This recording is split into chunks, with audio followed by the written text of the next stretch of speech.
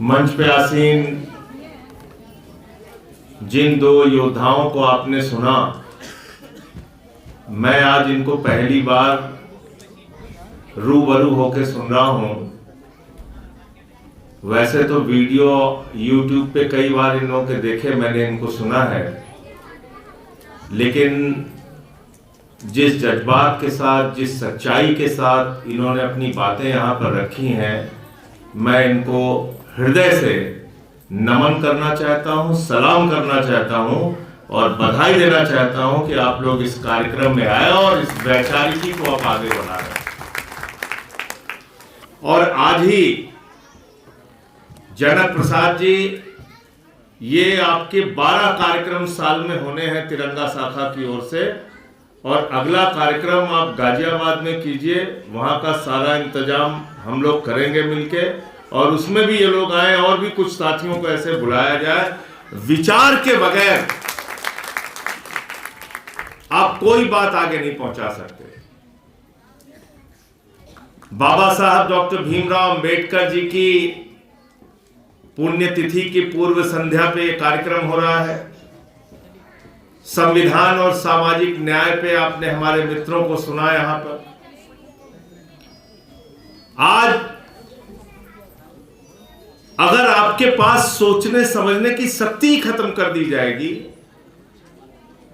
तो ना तो आप संविधान पे बात करेंगे, ना अपने अधिकार पे बात करेंगे, ना शिक्षा पे बात करेंगे, ना स्वास्थ्य पे बात करेंगे, ना रोजगार पे बात करेंगे, ना किसानी पे बात करेंगे, ना स्कूल अस्पताल पे बात करेंगे, क्योंकि दिन रात आपके दिमाग को हिंदू मुसलमान नफरत की खुराक परोसी जा रही है। उस नफरत की खुराक को अगर खत्म करना है तो बाबा साहब के विचार से आप खत्म कर सकते हैं, संविधान के विचार से आप खत्म कर सकते हैं,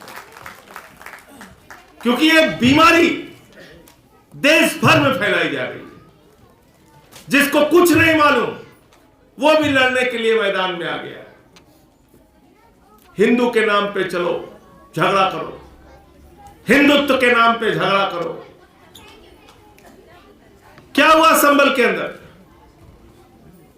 आप सोचिए, यहां जितने लोग बैठे हैं, और क्योंकि बाबा साहब के संविधान, भारत के संविधान पे चर्चा हो रही है, एक ही दिन में एक वकील दिल्ली से आता है, वो कहता है इस जामा मस्जिद के नीचे मंदिर था, और जज साहब तुरंत सर्वे का आदेश कर देते हैं। 2.5 घंटे में सर्वे हो जाता है। 2.5 घंटे में सर्वे पूरा हो गया, कहीं कोई बवाल नहीं हुआ। बीजेपी की सरकार को लगा रहे कोई बवाल ही नहीं हुआ, हमारा तो मकसद ही पूरा नहीं हुआ। बहराइच में कोशिश की, उतना सफल नहीं हो पाए। संभल में कोशिश की, वो सफल नहीं हो पाए। तो 24 तारीख को डीएम के आदेश पे सर्वे होने लगा। डीएम के आदेश पे सर्वे। ये डीएम को आदेश किसने दिया? किसका आदेश था डीएम का? जब अदालत के आदेश से सर्वे हो चुका था, तो डीएम के आदेश से 24 तारीख को सर्वे कैसे हुआ? वो डीएम का आदेश नहीं था, वो मोदी का आदेश था, योगी का आदेश था, अमित शाह का आदेश था, उत्तर प्रदेश को नफरत की आग में झोंकने का आदेश था। यह हो रहा है संविधान को तार तार करने की कार्रवाई। यह हो रहा है धर्म के नाम पे झगड़ा कराने की कार्रवाई। प्रयागराज में जो हजारों बच्चे नौकरी के लिए आंदोलन कर रहे थे, परीक्षा एक साथ कराने के लिए आंदोलन कर रहे थे, क्या आप उसमें जाति धर्म देख के बता सकते हैं कितने मुसलमान थे वहां पे? वो हिंदू नहीं है। जो 50,000 सरकारी स्कूल आपने उत्तर प्रदेश के अंदर बंद किए, उसमें हिंदुओं के बच्चे नहीं पढ़ते थे। जो सड़कें टूटी रहती हैं, जिस पे चलते हुए एक्सीडेंट हो जाता है, भ्रष्टाचार करते हैं उनमें क्या हिंदू नहीं चलते उस सड़कों पे? वो अस्पताल जहां पे इलाज के अभाव से लोग मर जाते हैं, अस्पतालों के सरकारी बेड पे कुत्ते बैठे रहते वहां हिंदुओं का इलाज नहीं होता क्या? आज जिस तरह से भ्रष्टाचार हो रहा है देश के अंदर, एक ही व्यक्ति को पूरा हिंदुस्तान सौंपते जा रहे हो। कोयला अडानी को, गैस अडानी को, बिजली अडानी को, पानी अडानी को, शिक्षा अडानी को, अस्पताल अडानी को, एयरपोर्ट अडानी को, पोर्ट अडानी को, आकाश अडानी को, पाताल अडानी को, पूरा हिंदुस्तान एक व्यक्ति के नाम पे आप नीलाम करते जा रहे हो। आप बताओ कितने हिंदुओं का आप हक मार रहे हो? क्या क्या आप उनके साथ कर रहे हो? आप इस देश को बेच रहे हो और हिंदू मुसलमान के नाम पे असल मुद्दों से दिमाग हटाने का काम कर रहे हैं। कभी कहते हैं नेम प्लेट लगवाओ, ठेला पे नेम प्लेट लगवाएंगे, कह रहे ठेला वाले नेम प्लेट लगाइए।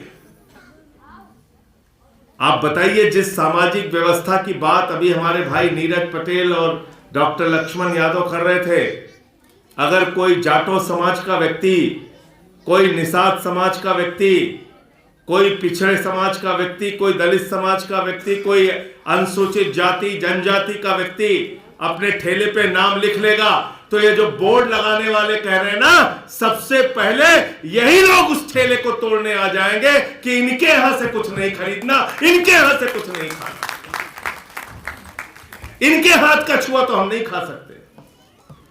आज जिस बाबा साहब को श्रद्धांजलि देने के लिए हम लोग एकत्रित हुए, उनके जीवन को पढ़िए। इस देश में इंसान को इंसान नहीं समझा गया।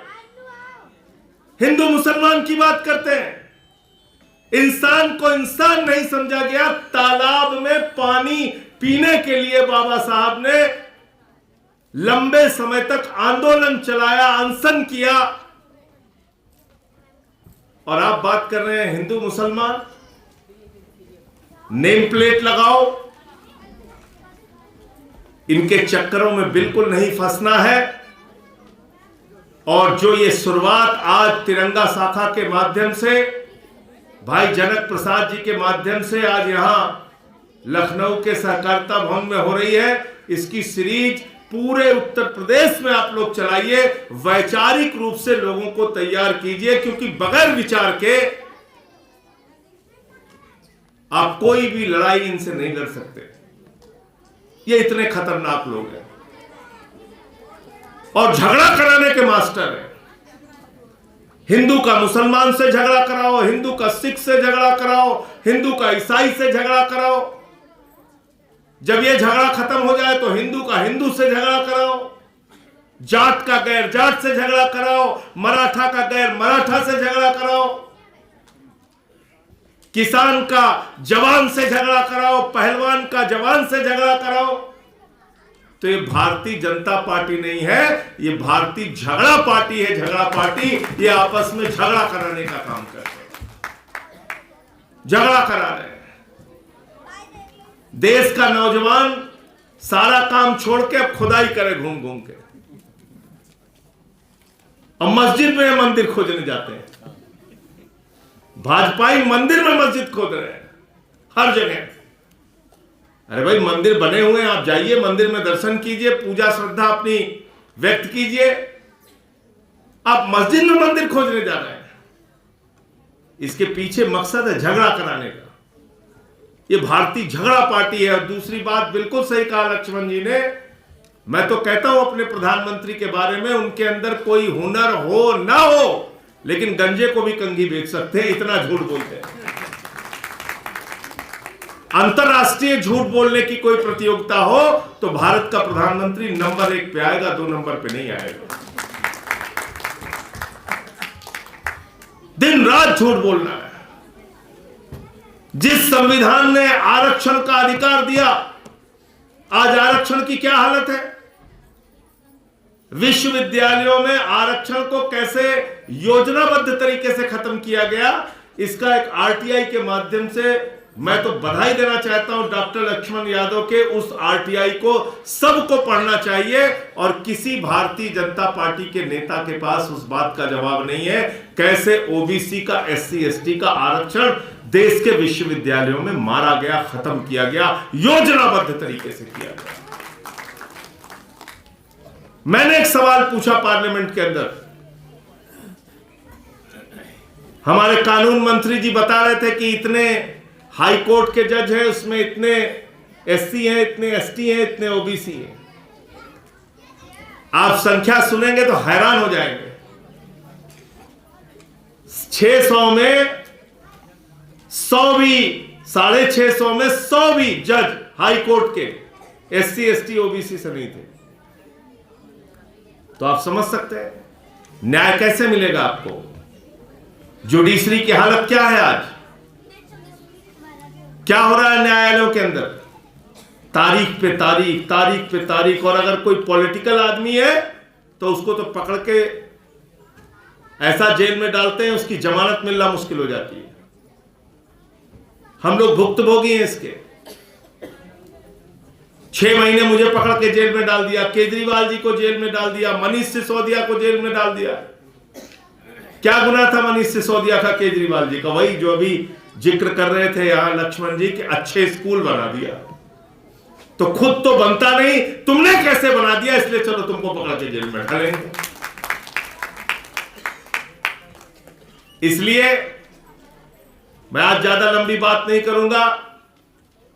आगे ये गोष्ठी हम लोग गाजियाबाद में फिर से रखेंगे, लेकिन जब तक समाज के अंदर ये गैर बराबरी रहेगी, जब तक समाज के अंदर धर्म के नाम पे झगड़ा कराने वाली पार्टी रहेगी, नफरत की बुनियाद पे हिंदुस्तान को बांटने वाली पार्टी रहेगी, तब तक हमको अपने हाथ में, अपने दिल में, अपने दिमाग में बाबा साहब के द्वारा लिखा गया भारत का संविधान लेकर इन बेईमानों से और नफरत फैलाने वाले गिरोह से लड़ाई लड़ना है। तैयार है सारे लोग इसके लिए? संख्या पे मत जाइएगा। जब लोकनायक जयप्रकाश नारायण ने आपातकाल के खिलाफ अपनी लड़ाई शुरू की थी, तो उस समय उनकी पहली मीटिंग में 34 लोग आए थे पटना में, और बाद में कितना बड़ा आंदोलन खड़ा हुआ देश भर में। तो इसलिए इस बात की चिंता नहीं करनी चाहिए, और समाज को जगाना है, झकझोरना है। डॉक्टर लोहिया नेहरू जी के खिलाफ चुनाव लड़े, चुनाव हार गए। पत्रकारों ने कहा भाई आप डॉक्टर लोहिया साहब, आप तो कहीं और से भी लड़ सकते थे, चुनाव जीत जाते, आप सदन में पहुंच जाते, आप तो चुनाव हार गए जवाहरलाल नेहरू से। तो उन्होंने कहा नहीं, नेहरू चुनाव जीते जरूर हैं, वो इतने बूथ पे जीते और मैं 168 बूथ पे जीता हूं। तो एक सकारात्मक सोच, एक सफाई कर्मी महिला को, सुक्खो रानी को, उन्होंने ग्वालियर की महारानी के खिलाफ चुनाव लड़ा दिया।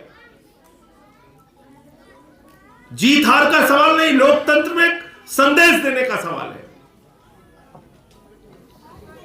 कि समाज के वंचित तबके को जागरूक कैसे करना है, संगठित कैसे करना है, एकत्रित कैसे करना है। ये जो गिरोह है नफरत फैलाने वाला, इनके खिलाफ कैसे एकजुट होना है। तो इसलिए मैं फिर से एक बार आप सबको आज के इस कार्यक्रम के लिए हृदय से बधाई देते हुए, विशेष रूप से हमारे तिरंगा शाखा के प्रमुख जनक प्रसाद जी को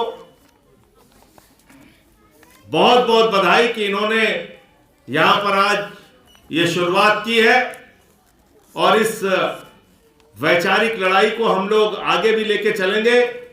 साल में 12 गोष्ठियों का लक्ष्य रखिए। अगली 5 तारीख आज से ही तय कर लीजिए, 5 जनवरी को, या जनवरी के महीने में जो पहला रविवार होगा उस रविवार को तय कर लीजिएगा, और गाजियाबाद में उसको करेंगे। वहां पर भी हम अपने इन दोनों भाइयों को, डॉक्टर लक्ष्मण यादव जी को और नीरज पटेल जी को बुलाएंगे। आपको आमंत्रण पहले से ही दे दे रहा हूं। ये विचारों की लड़ाई रुकनी नहीं चाहिए, इसको और आगे बढ़ाना है और लोगों तक पहुंचाना है, जागरूक करना है। हमारे बीच में राजेश यादव जी जो हमारे पूर्वांचल के प्रदेश अध्यक्ष हैं, हमारे इमरान भाई जो बौद्ध प्रांत के अध्यक्ष हैं, हमारे हैदर भाई ये हमारा रुहेलखंड प्रांत है उसके अध्यक्ष हैं। बंसराज जी हमारे CYSS के प्रभारी हैं। अल्पसंख्यक प्रकोष्ठ के शकील भाई हमारे अध्यक्ष हैं। इरम जी हमारी जिला अध्यक्ष हैं। लखनऊ की विनय पटेल जी हमारे साथी अवध के ये प्रदेश अध्यक्ष हैं, अवध प्रदेश के। और दिनेश पटेल जी हमारे संगठन के महामंत्री के तौर पे ये सबको जोड़ने का काम करते हैं। हमारे चेयरमैन साहब हैं नगर पालिका के। मैं आप सबको, एक एक साथी को, नूर भाई को, संजय जी को, सबको बहुत हृदय से बधाई देता हूं आज के आयोजन के लिए।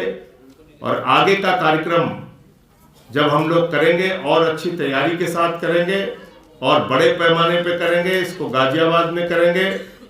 और एक बात को जो कहा संविधान से, उसमें मैं थोड़ी मदद डॉक्टर लक्ष्मण यादव जी से और नीरज पटेल जी से चाहूंगा कि एक पेज में जो उसकी मुख्य बातें, जिसको आसानी से, जैसे आपने कहा कि अपने घर में संविधान की किताब तो रखिए, लेकिन अपने जेब में भी वो एक पेज, सबके हम लोगों के जेब में भी वो एक पेज ऐसा रहना चाहिए जो कि हमें हमेशा याद रहे। चाहे पुलिस वाले का सामना करें, चाहे सदन में जाएं, चाहे किसी संघर्ष में जाएं, कहीं भी जाएं, किसी दफ्तर में जाएं, किसी दरोगा से मिलने जाएं, तो वो एक पेज जो है उसको बनाइए आप लोग। जो इसका संविधान का सार है वो हम लोग अपने जेब में लेके घूमेंगे और इन बेईमानों से लड़ाई लड़ने का काम करेंगे। आप सबका बहुत बहुत आभार, बहुत बहुत शुक्रिया। और बच्चों से बहुत माफी कि इतना समय तक उनको बैठना पड़ा।